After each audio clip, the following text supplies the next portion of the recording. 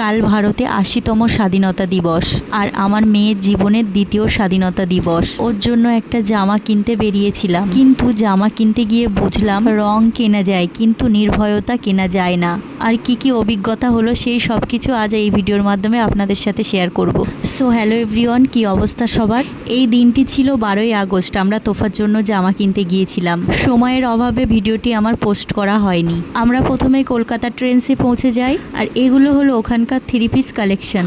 মলে আসার একটাই উদ্দেশ্য, নিজের পছন্দ মতো ড্রেস বাজেটের মধ্যে হলে নিয়ে নেব, কিন্তু লোকাল দোকানে সেগুলো হয় না। হয় ওনারা যেটা বার করবে সেটা আমাদের বাজেটের মধ্যে আসবে না, না হয় আমাদের পছন্দ হবে না। এই মলের সামনে কিছু ম্যানেকুইনকে স্বাধীনতা দিবসের ড্রেস পরা অবস্থায় দেখে কিন্তু আমরা ভিতরে ঢুকেছিলাম, কিন্তু ভিতরে ঢুকে আমাদের সঙ্গে অবিচার হয়ে গেল। মানে স্বাধীনতা দিবসের ড্রেসের কালেকশন এখানে নেই। এই যে ম্যানেকুইনটা দেখতে পাচ্ছেন, দেখে মনে হচ্ছে না স্বাধীনতা দিবসেরই জামা, তবে না, টি শার্টটা 3টে আলাদা আলাদা কালারের ফোল্ড করে ওর গায়ে পরানো আছে। তো যাই হোক, এসেছি যতক্ষণ কিছু নিয়েই বেরিয়ে যাই। এরপরে আমরা পাশেই একটা খেলনার দোকানে পৌঁছে যাই। সেখানে গিয়ে দেখি স্বাধীনতা দিবসের কালেকশন একদম দোকানে ভরপুর। সেখানে তোফার জন্য একটা সালোয়ার পছন্দ হলো, একদম সিম্পল।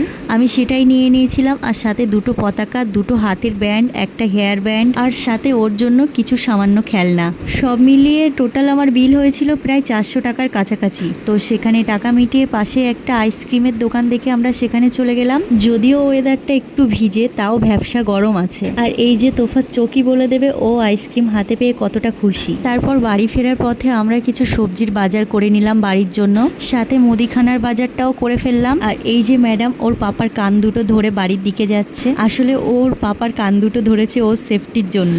বাড়িতে পৌঁছে প্রথমে লাইটগুলো অন করে দিই, আর আমার তোফা তো খুব এক্সাইটেড কখন ড্রেসটা পরে দেখবে। আমি ওকে ঘরে রেখে প্রথমে বাজারগুলো যেগুলো এনেছিলাম সেগুলো সব ফ্রিজে দিয়ে দিই। এরপর রুমে গিয়ে দেখি তোফার পাপা ড্রেসটা খুলছে তোফাকে পরিয়ে দেওয়ার জন্য, আর তোফা চুপটি করে বসে আছে পাশে। তো ফাইনালি ওকে ড্রেসটা পরাতে পারলাম, মানে সালোয়ারটা, বাট প্যান্টটা আর পরাতে পারছিলাম না, কারণ ও যে জিন্সটা পরেছিল ওটা খুলতেই চাইছিল না। আর এই যে হেয়ার ব্যান্ডটা মাথায় পরিয়ে দিচ্ছিলাম, ও বারবার খুলে দিচ্ছিল। তো যাই হোক, 1947 সালের 15ই আগস্ট আমাদের দেশ স্বাধীন হয়েছিল।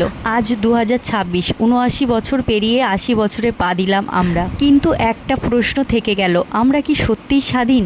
কারণ এই দেশে 9 মাসের দুধের শিশু থেকে 80 বছরের বৃদ্ধা কেউই সেফ না।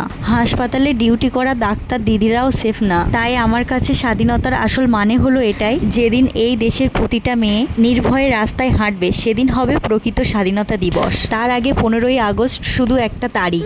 চলুন শুধু উদযাপন না, এবার একটু দায়িত্বও নিই। ভিডিওটি আজ আমি এখানেই শেষ করছি। স্বাধীনতার আসল সংজ্ঞাটা সম্পর্কে আপনাদের মতামত অবশ্যই কমেন্ট বক্সে জানাবেন। দেখা হচ্ছে নতুন কোনো গল্প নিয়ে। ততক্ষণ ভালো থাকবেন, সুস্থ থাকবেন, টাটা।